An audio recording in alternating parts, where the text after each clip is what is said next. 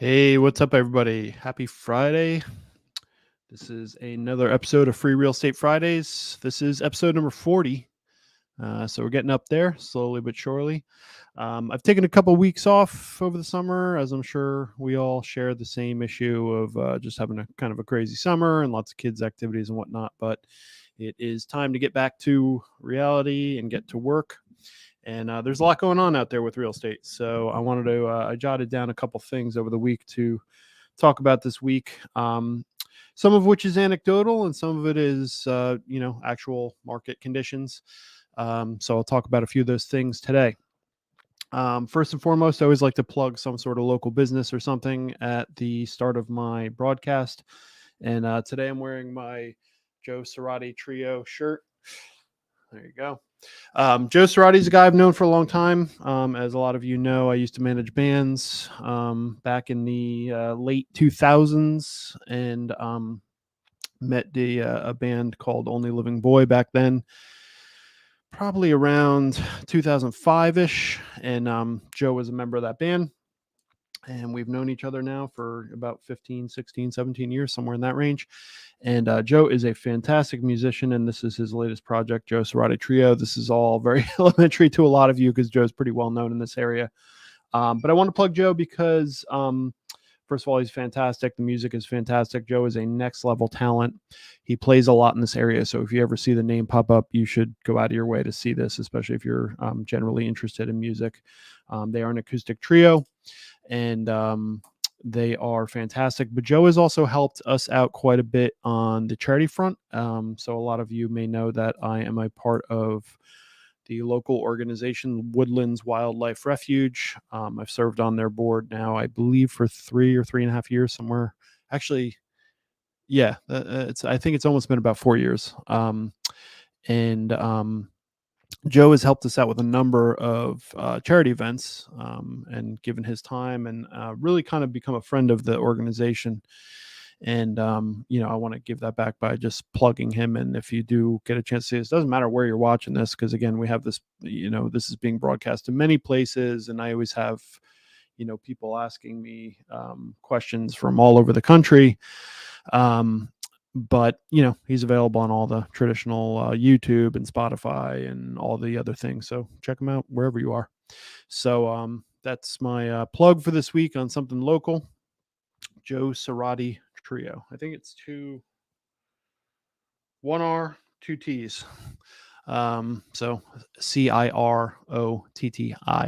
Joe Cerati Trio. So hope everyone's doing good. Hope everyone had a good week. Couple things that I wanted to talk about. First of all, the reason I'm having this call a little bit later today is we had a really good investment call within the brokerage. So one of the things that's really unique about my brokerage, and particularly the ownership group that owns my brokerage, we have, don't quote me on the exact number, but I believe we have roughly around 14 offices, and we're always growing. So it's a very large brokerage group. And one of the things that's really unique about our brokerage is that they offer a lot of different investment opportunities. And those could be real estate syndication deals.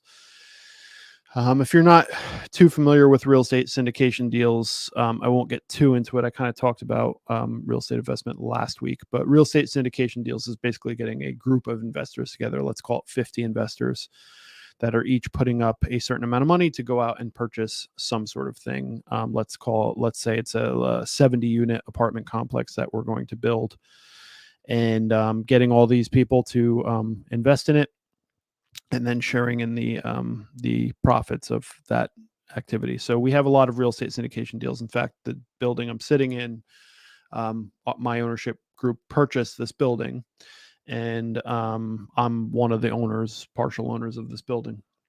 Very, very unique to our brokerage. So if you ever found yourself wanting to get into real estate, something definitely to consider. What opportunities will come your way?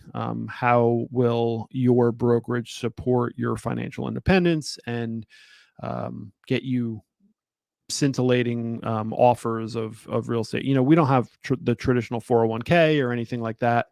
Obviously, hopefully people set up their own IRAs and solo 401ks is a very popular option.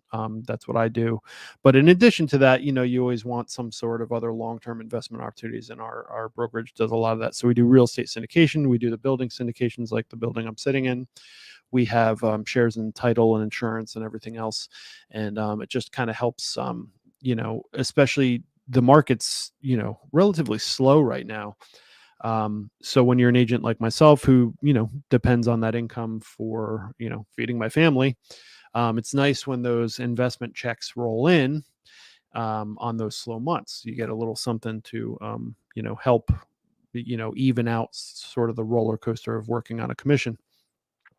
And that's something that our group really prides itself on. And it's a mutually beneficial situation, because obviously if they continue to put these opportunities in front of us, and there's a track history here, 15 years or so of these opportunity investments, but obviously that makes, top producing agents like myself and other people across the board, that gives us incentive to stay.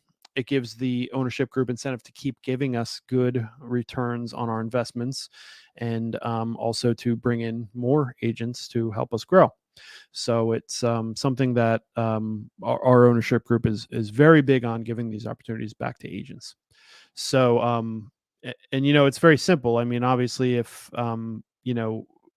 agents are successful and stick around and continue to produce, the ownership group obviously makes a profit on that and continues to be successful. But also, if they continue to give it back to the very people that are giving them that success, then everyone is winning in that scenario, and the formula can continue. Sorry, I'm having a little bit of a technical issue here, just trying to fix it real quick. So that's that. But if you generally, these calls are not geared towards people that are looking to be agents or are agents or anything like that. But every once in a while, I do like to mention things like this, because I do get all sorts of questions on these types of things. I lost my screen here. Give me 1 second, guys.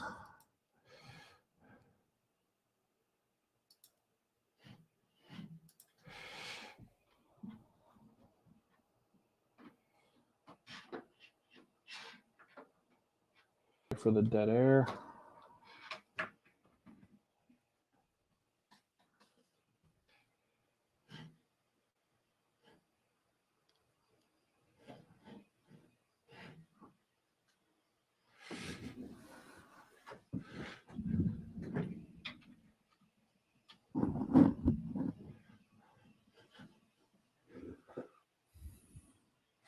Okay, I think I'm back. Let me just make sure everything is up and running. Sorry about the dead air.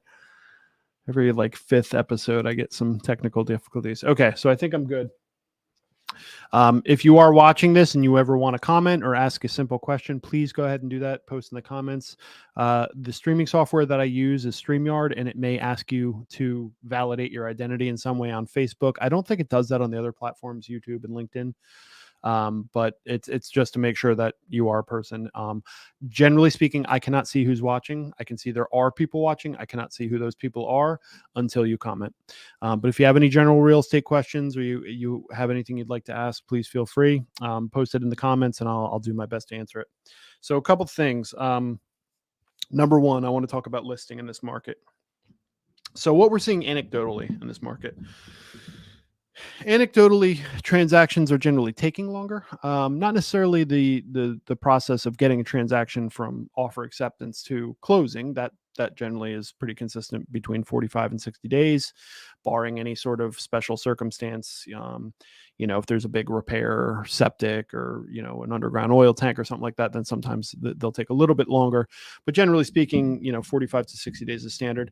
We had gotten to a point before the market really blew up where 45 days was becoming the standard. And then when everything blew up and our appraisers were backed up and inspectors were backed up and attorneys were backed up and everything else, it kind of drifted back to 60 days. So I'd say 60 days is pretty standard. What is taking longer, and again, this is geared towards sellers. What is taking longer is buyers just making decisions. So we are just seeing a little more uncertainty We are starting to see things sit on the market a little bit longer. We are starting to see price reductions, which we haven't seen in quite some time.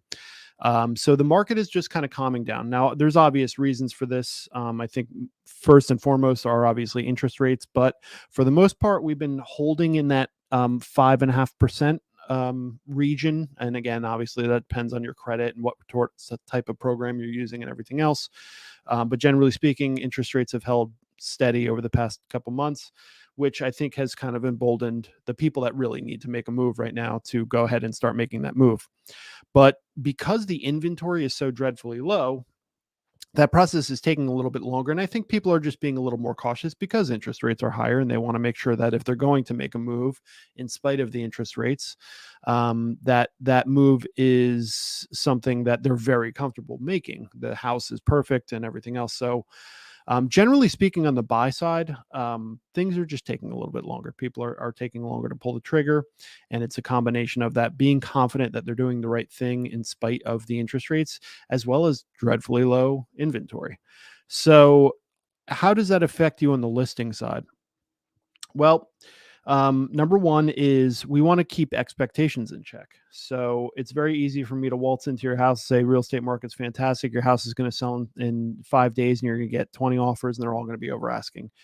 That would have been a pretty easy script for me to have told you over the past 2 years. That is what's starting to fade away.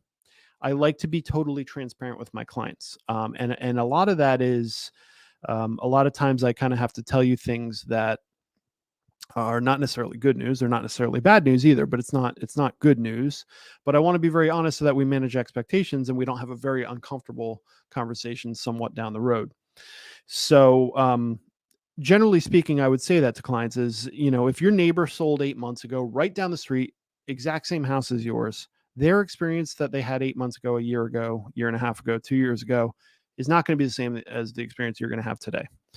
Because interest rates are up, people have a little bit less buying power. I think over the past couple of years that a lot of people that were on the fence and thinking about doing something in the next few years have mostly done it. Hence the heightened market over the past 2 years. So the general activity is lower. And again, that's a product of just really low inventory. So what kind of market is it? It's definitely still a seller's market. The inventory is dreadfully low.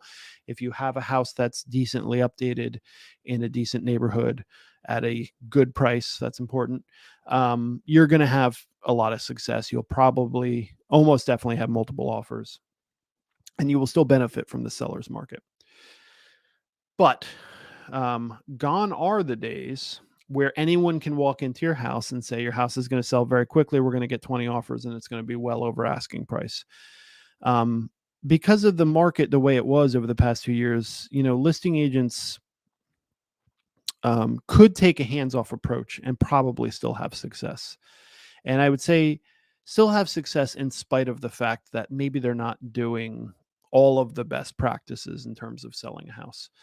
So part of my presentation when I do a listing presentation for someone who's considering selling their house is not only giving them obviously a full market analysis of their home and what I think they can get for it, and I'm giving them a fair market value. I'm not telling them that they're not going to get more for the house if the market is dictating that we put it up for market value and then they get multiple offers and the offers go past asking price. Fantastic. Just generally speaking, we don't price that way. A lot of times what's interesting that has happened in this market is this scenario right here, where they get a good offer on the house. And in this market over the past 2 years, more deals are falling apart than ever before because it's a frantic market. People feel they have to act very quickly, which is true. They feel they have to overbid, which largely has been true. And they also have to often make compromises in terms of inspections and appraisals and stuff like that, which, as I've said many times, I don't prefer any of that. But sometimes I have to have a very frank conversation with a client to say, if you want this house, we are going to have to make an aggressive offer. And I don't recommend it, but you may want to consider, waiving some appraisal or waiving inspections. Again, never recommend this, but It is a product of this market that sometimes we have to make aggressive maneuvers. So what was happening a lot over the past 2 years was, once we get into attorney review, which in New Jersey we have attorney review, where you have 5 days for either side to reconsider the whole deal and put your hands in the air and say, I'm out. I've completely changed my mind. Buyer's remorse has definitely been a thing over the past 2 years. I think subconsciously a lot of people know that they bid up so that they're going to try and get as much back as they can as part of inspections and whatnot. And obviously all of this creates a lot of tension in the transaction. 4 years ago, when I started in this business, we were pretty much in a balanced market. And if someone called me and said, hey, Craig, I need to buy a house in, let's say, Highbridge, New Jersey, I would pull the listings for Highbridge, New Jersey, and I would show them the 20 houses that fit their criteria. And I said, let's pick out 5 and go look at them. We'd go look at the 5. I'd call the agents of the 2 they were interested in, and those 2 agents would say, no, we don't have any offers currently. And then we would put in a solid offer somewhere near asking price or somewhat below based on comps. And then we would get the house, and that was it. End of story. In the past 2 years, none of those things happened. It was just a crazy, frantic market, very aggressive, very strategic in terms of trying to buy a house. But the thing that changed when the market got crazy is listing agents could really kind of, if they wanted to, never recommend it, but they could take a bit of a hands-off approach and essentially put it up on the MLS, put a sign in the yard, and just wait for the showings to come in, and the house is still going to sell. Those days are gone. So the biggest thing that we generally see historically is when the market starts to come down in terms of activity, the first victim of the market going down are your discount brokerages, because it's not so easy to sell a house anymore. And if you're a discount brokerage, then generally speaking, there's less marketing dollars, there's less hands-on approach, there's less strategy, there's less of everything. It's totally you get what you pay for situation. I'll give you an example. I have a commercial listing right now in Alpha. It's been on the market for quite some time. It's a good opportunity for someone who wants to take it on. But it's, commercial listings are kind of tough, and especially this is in Alpha, New Jersey. It's not exactly a booming town. It's not like it's a main street in Lambertville or New Hope, somewhere where, that would go immediately, because obviously that's a fantastic opportunity. Alpha is a little bit more of a quiet town and a little bit more blue collar. And it's just, it's a little bit of a, for someone, this is a fantastic opportunity, but it's a little bit harder to demonstrate it. So as the listing agent on that property, we've gone for a long time. We've had one offer. We've had a lot of interest.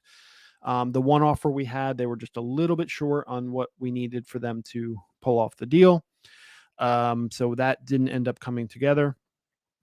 And so we came to the end of our first listing period. And I said to the sellers, I said, look, this property has been seen by every agent possible. It's listed in all the main places that you would list a commercial property. And no agents are calling me. The most calls that I'm getting are directly from people who want to buy the house, which is a little more common in the commercial space than it is in the residential space. And that is for the seller or the buyer to come directly to the listing agent and say, I would like to buy your listing. People do it in the residential realm. I've said on here many times, I never recommend that route, because as a buyer, if you go straight to the listing agent, first of all, you are not going to get any sort of sweetheart deal. And then that listing agent, a lot of them are actually pretty uncomfortable with dual agency, and rightfully so. Dual agency is very challenging, although there are a lot of rules and things that we need to kind of be careful with as agents to not do any sort of ethical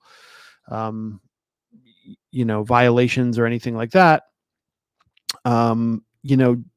Generally speaking, we would never tell a buyer to come directly to a listing agent, because who is representing that buyer at that point? It's a dual agency situation. That listing agent that you're approaching works for the seller. So if you're going to get involved in the transaction, you have no one that just represents you. So strategy is thrown out the window, because now the listing agent really can't advise on strategy if he's representing both parties, obviously. And essentially what we say is now that listing agent is representing no parties.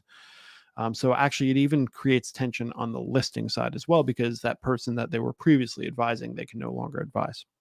Now, is it necessary sometimes? Yes, especially in the commercial space. If that's what it's going to take to get the deal done, then it is the right maneuver, in my opinion, as an agent, to do that. And it will cause a little extra tension. I generally do. Well, I won't talk about too much about how the commission works on there, but just put it this way: in a dual agency situation, I do give a little bit of a break, which is called a variable commission, to my seller, because I'm acknowledging, look, I'm going to get both ends of this deal. I realize that my service is going to have to inevitably go down a little bit with my seller, because I can't advise them anymore in the same manner as if I was only representing their side. I now have to operate under the parameters of a dual agency deal. So my service is going to come down a little bit, and therefore I cut my commission to some degree. It's a variable commission. It's very common in the industry. So there is that, but it's never ideal. But what I had to eventually do with this particular listing is I really had to, in addition to what I was already doing, which was paid advertising and working my network and everything else to try and get someone in there, is I had to really start getting creative. So I started running some new ads. I started getting experimental with the ads I was running. And I started really tapping deep into my network, picking up the phone and being a true phone jockey, which, we are in a sales business, and sometimes we have to do that. These are the types of things that you generally are not going to get from a discount brokerage. And in this market, it's going to get a little more difficult to sell a house. It's still a seller's market, but it's not like it used to be. So, for example, the most common and easy thing to point out is a discount brokerage often just has their agent take pictures with their cell phone of the listing. And if you have a beautiful house in Hunterdon County in a wooded lot, um, and you have an agent that's taking cell phone pictures. I mean, cell phones are pretty good these days. You're gonna get decent pictures, but I mean, if you can't match what a professional photographer is going to do, and why I say wooded lot, like a poorly lit house during the daytime, you're not going to be able to adjust the things. I used to be a professional photographer, so I can speak to this a little bit, but there are obviously adjustments that photographers make that showcase your house properly. With a discount broker, you're probably not going to get that. They don't want to spend the money because obviously they're making less money. Drone photography, video presentation, paid advertising, marketing, open houses, stuff like that. There's going to be compromise somewhere using a discount broker. So if you are listing now, you are still in a seller's market. You are most likely still going to get the price that you're looking to get if the numbers work. And I think the thing that you want to be careful on is trying to save money on listing fees, but compromising some of the most important things that allow us to fetch a proper price for your house. So there's a lot that goes into this. I mean, honestly, I think the biggest thing that would help people choose a good agent would be knowing more about what agents do. Because a lot of times when I'm sitting with people who are getting ready to sell their house, I'm telling them some of these things. Like, for example, do you know that very often when I, as a buying agent, call listing agents to say, hey, we're going to make an offer on your house. As a active agent in this area, there is a list of agents that I know that when I call them to say, hey, can you just give me a little insight as to what the situation is at the house? Do the sellers have a preferred closing date? Do you have other offers? Is there anything that they would prefer in our offer? Is there anything they don't want in our offer? Is anything excluded? Yada, yada, yada. All the things that we ask before we make an offer. And I can't get a hold of the listing agent. This happens all the time. It's very common. I could actually rattle off names of local agents who just are impossible to get a hold of. I'm sure you can imagine that this is a huge way to lose value on your listing if you can't get a hold of the listing agent. In the discount brokerage, this should be more of an expectation than the exception to the rule. So, I mean, we call agents all the time. I've shown houses recently. I did the showing. My client was interested. I called and texted the agent immediately and said, "Hey, we're interested in making an offer. Can you give me a call back?" I also put that feedback. We have an app that we use called Showing Time, where we request the showings, and there's a feedback form in there. It says, any other comments to the agent? And I said, please call me. We're looking to make an offer. 2, 3, 4 days go by, which in our world is, in my opinion, completely unacceptable. It should be no more than 24 hours, and most agents are going to get back to you within an hour or two. I hadn't heard from any agent. On day 4, I called the agent, finally got a hold of him. And I said, hey, I texted you, I called you, I left voicemail, I emailed you, and I put something through Showing Time to contact me. We want to put an offer in.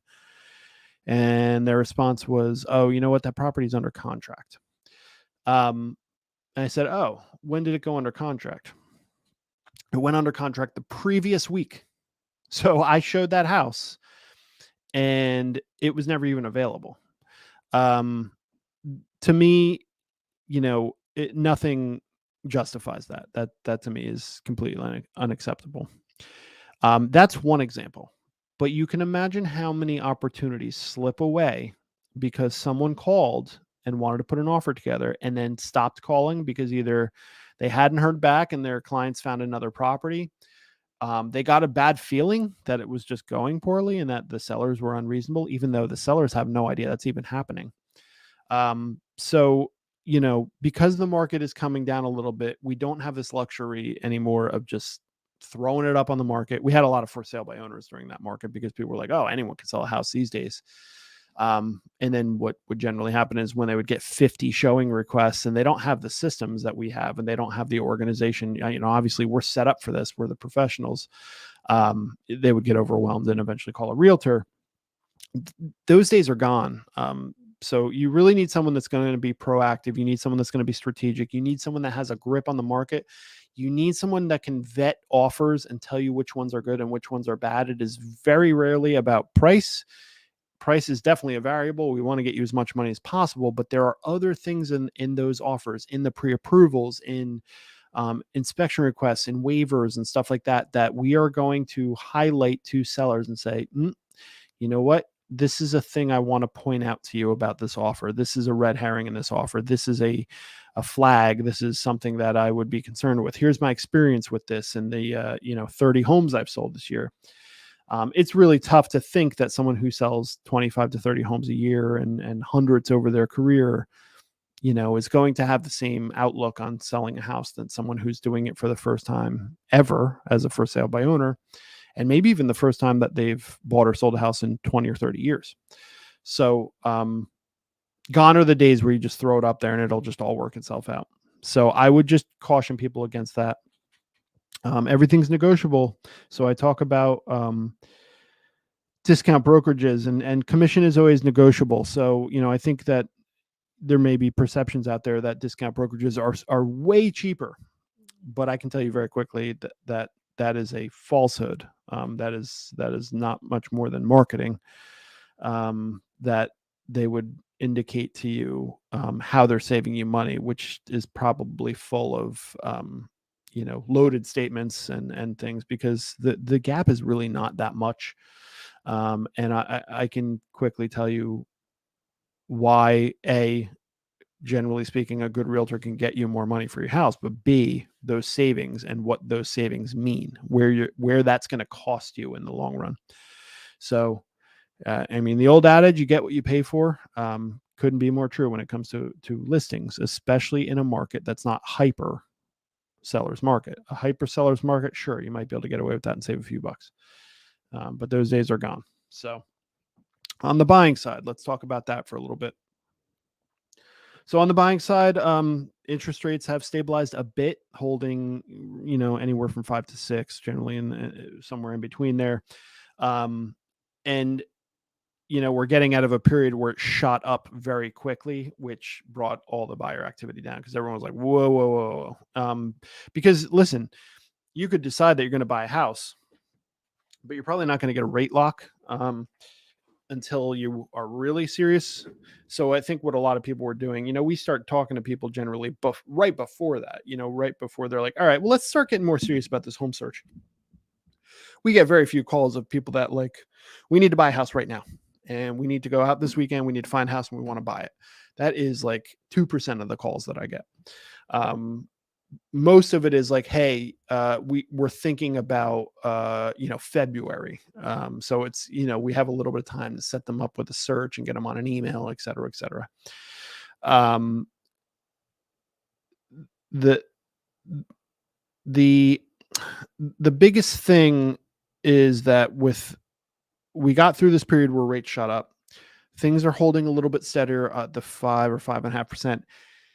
And it's met with the fact that we're just generally seeing a smaller level of activity. So the bidding is down. I think that's the biggest thing that's a trait to this current market and represents opportunity for current buyers, is that no more of the 20, 25, 30 offers on a home. That was what was really representing an issue, especially to less experienced buyers, first-time buyers and stuff, because they just didn't have the resources. And I've made very clear that I hate the no inspection thing. I hate waiving inspections. I think it helps nobody, including the seller. But I hate to see anytime a first-time buyer makes a decision to waive inspections. This is something I would never recommend. And in New Jersey, it's interesting because even if you can get through me telling you that's not a good idea, you still got to get through your attorney who's going to tell you it's not a good idea. So I'm happy to see that kind of fading away. I've been very, very vocal about this, that I really think this practice needs to stop.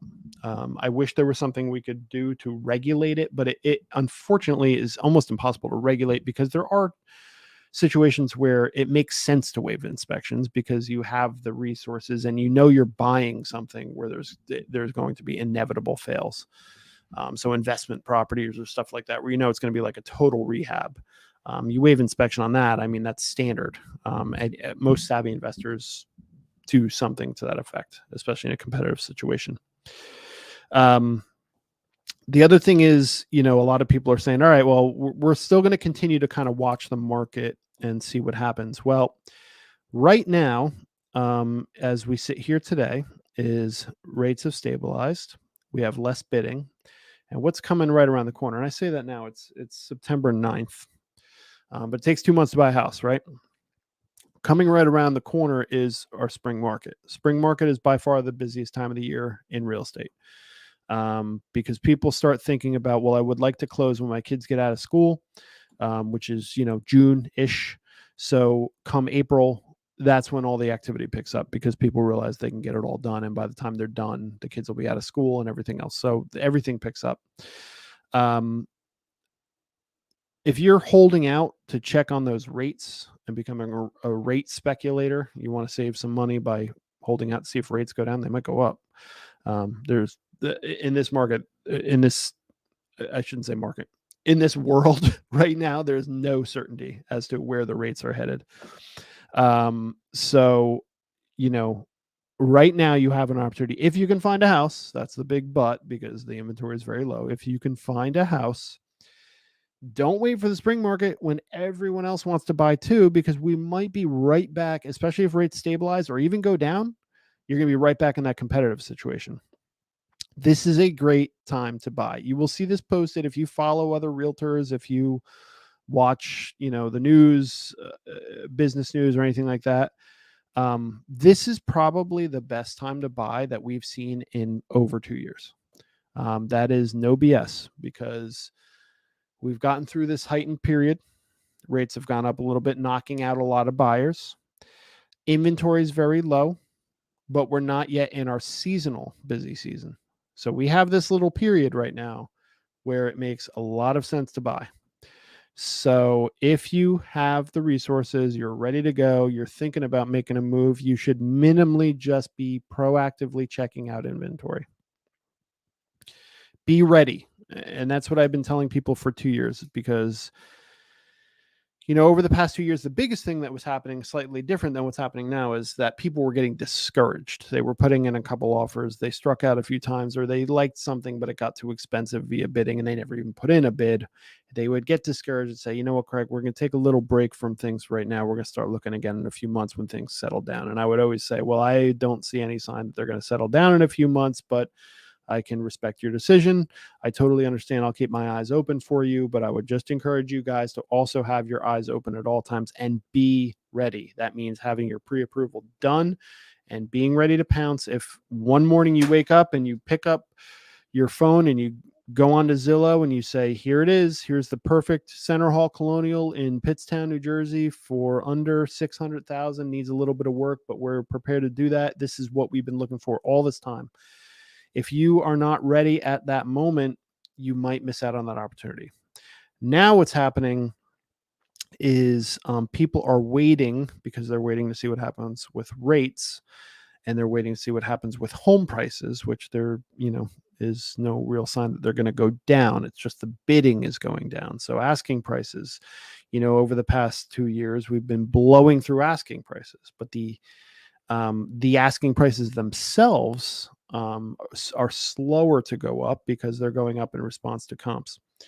I mentioned this before, and I don't think I ever finished the point, but what we saw a lot of in this market, and it's really kind of demonstrating itself lately because the market has changed, but a lot of times the seller's mentality has not changed. But what would happen was we have all these deals falling apart. So let's say we have a house in Reddington Township here in Hunterdon. It was on the market for $650. They take an offer for $680. They're happy with it.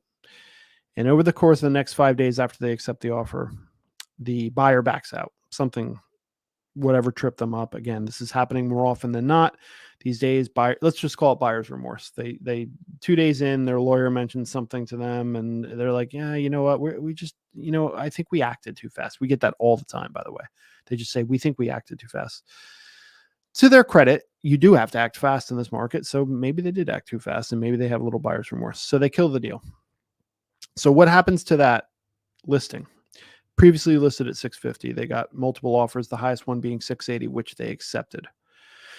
So 5 days later, they put it back on the market. They call back the other offers. There was 4 other offers in this scenario. They call them all back. They've all moved on. No one's left. That happens all the time. I had one a couple of years ago in Holland Township. We took 24 offers, and the first offer fell apart in glorious fashion. Something that the buying agent did and the buyers themselves did and the attorney that we didn't like, and my seller and I had a discussion about it, and we decided that we were going to back out of the deal, which is our right under attorney review. So we called back the next 5 offers, which we all deemed to be very good offers. And out of the 5, only 1 was still interested. This is days later. That's how fast these things move. And I think a lot of people don't necessarily realize that, but that is absolutely a true story. So in this scenario, we're talking about Reddington Township. It was listed at $650. They accepted an offer at $680. That offer fell apart. What do? They put it on the market back on the market for $680. Now, why is this a problem?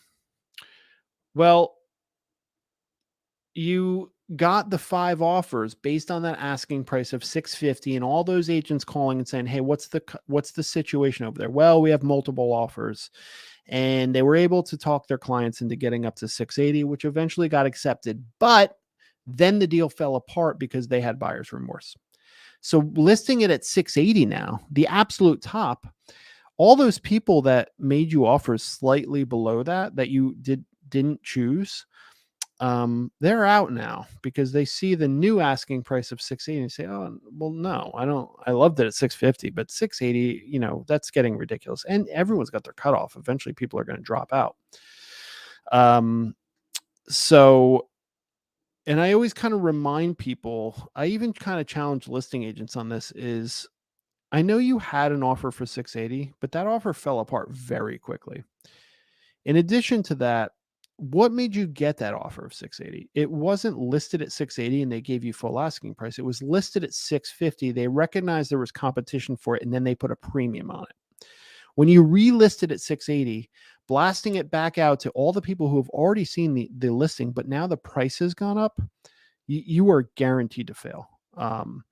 This happens a lot. I can think of two specific listings that are still available to this day. Actually, one was pulled off the market because they never got a good offer, that they did exactly this.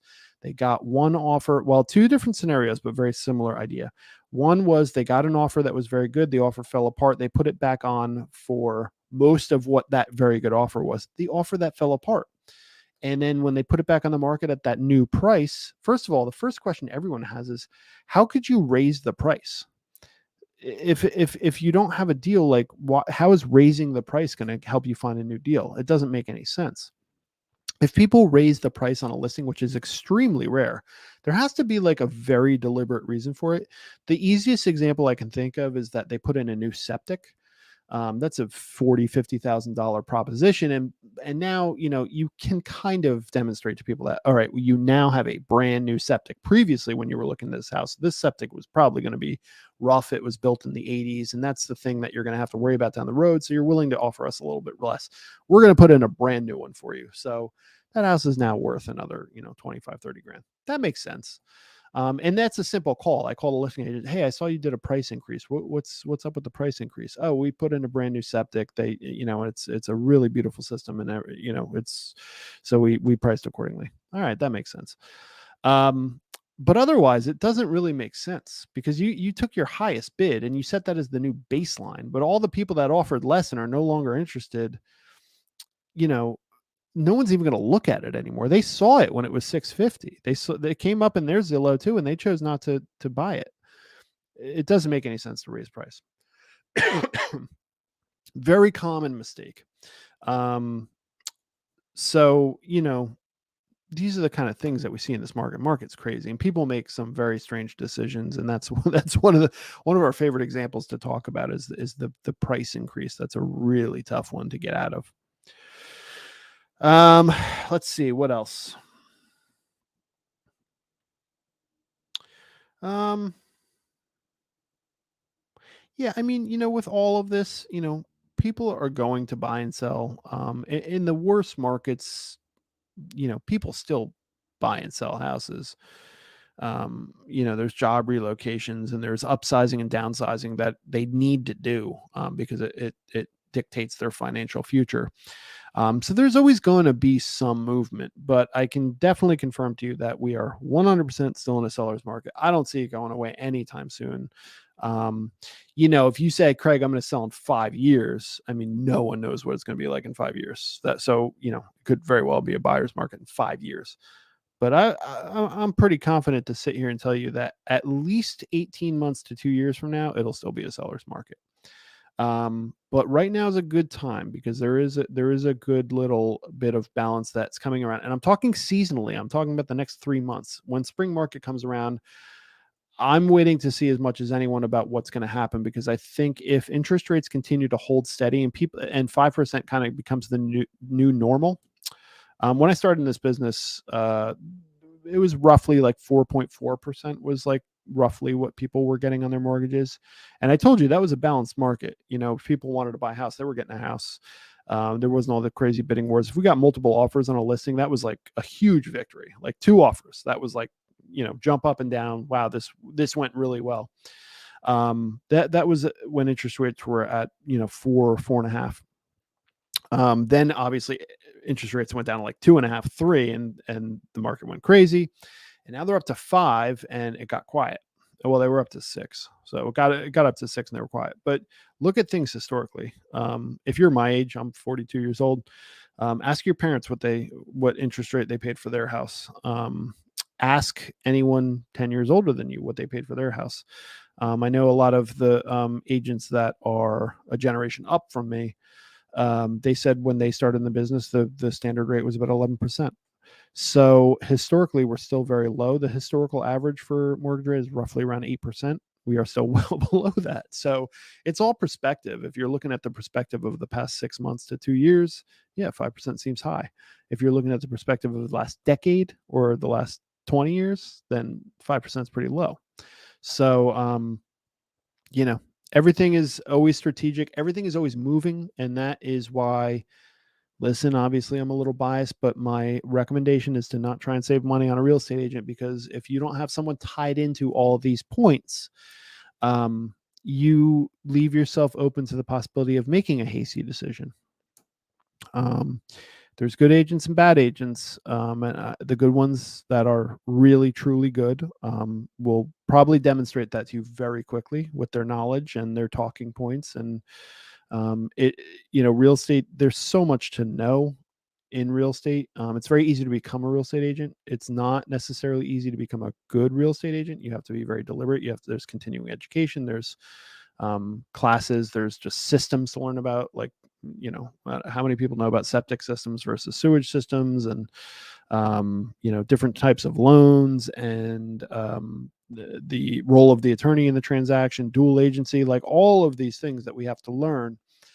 If you have a good agent, you can pick their brain on any of those subjects, and they will very clearly be able to delineate to you their knowledge. They will be able to demonstrate that they are, in fact, a very good agent. So that is why I always invite people to just go ahead and give me a call. Um, I like to establish relationships with my clients well before the process starts. Um, so I'm sure a lot of you know that a lot of my business is generated online, Facebook, and stuff like that. So, one of the most important things is you're not meeting me at an open house. You're not meeting me at a social event where you have some level of comfort that I'm a good agent, because you got a chance to sit and talk with me and learn about the market and stuff. And so then, you present to me with an opportunity to buy or sell a house. When you meet me online, you don't know who I am. You don't see my voice unless you're seeing this broadcast. But most of the people are coming via ads and stuff like that. And it takes a while for me to let them know that I'm a good agent and they should be confident doing business with me. So we like that process to start like months before they're actually going to do anything, because then we can be very deliberate and strategic and move at a reasonable pace. But your agent, no matter who you're using, should be able to answer all your questions, and you should start that process as soon as possible. You could honestly call me today and say, Craig, we're buying in 2 years, and I will treat you like someone who's buying in a month. Because it's very important to develop that relationship where you can constantly call me. I can educate you. If you want to come in my office and me sit in front of a whiteboard and give you an entire presentation on how to buy or sell a house, I will happily do it for you. So get in early. One of the things that happens a lot, and happens time and time and time again, you've heard me talk about it on here before, is people calling me because of one very quick thing. They either saw a house on Zillow, and they had gotten my emails previously. They call me up and they say, hey, Craig, I want to go look at this house. I look the house up for them and I say, oh, you know what? This one's not available anymore. All right, well, thanks so much, Craig. I say, whoa. What are you trying to do? Like, what are your goals? Like, what can I help you with? Are there any questions that you have? Are you first time buyer? Do you have pre-approval? Are you ready to go? Even if you did want that house. And then that's, how we build rapport, and they understand that, an actual good agent, and maybe they should stick with me. But I always tell people, stop with the agent hopping. If you're just, the most common example of this is people that do the thing on Zillow where it says tour this home. The way that works is you click on that button and you get whatever random agent paid for that placement. It's very expensive. But that agent might sell 2 homes a year. Agent might be absolutely terrible, and that's the only way they can get business. But the agents that aren't doing that are, generally speaking, the better agents, because they don't have to get their business by being one of the random people that gets clicked on Zillow. So be very, pick an agent the way that you would pick anything, the way that you would buy something on Amazon. Read a couple reviews and meet the person, call them up, do a Zoom, watch one of these broadcasts, whatever it is, have a phone call, make sure you like that person, you like hanging out with them, because you're going to be spending a lot of time with them. And then say, all right, well, here's what we're looking to do. That's a much better alternative than just like clicking on a button and getting whatever random agent gets assigned to you, and then realizing 30 days in, after you've, given them all your goals and your financials and everything else, and then realizing like, I think this person's like not a really good agent. Happens all the time. So just be careful of that. The other thing is, don't think of the agent as someone who needs to find a house for you. Now, big disclaimer here. If you need help finding a house because you don't know how to use Zillow or Realtor, totally fine. That's just like not your thing. And I have plenty of clients that are like this, good, smart people. They just like don't like doing that. They don't like just browsing Zillow and using filters and like really finding their house. Just let me know.